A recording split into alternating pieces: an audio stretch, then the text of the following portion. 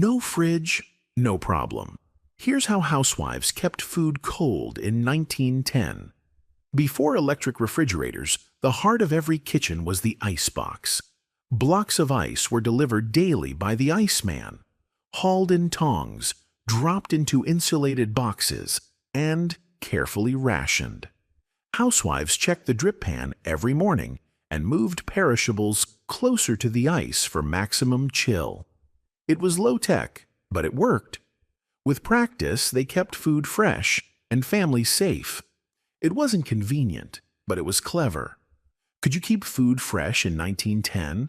Comment your favorite vintage hack and subscribe for more time travel stories.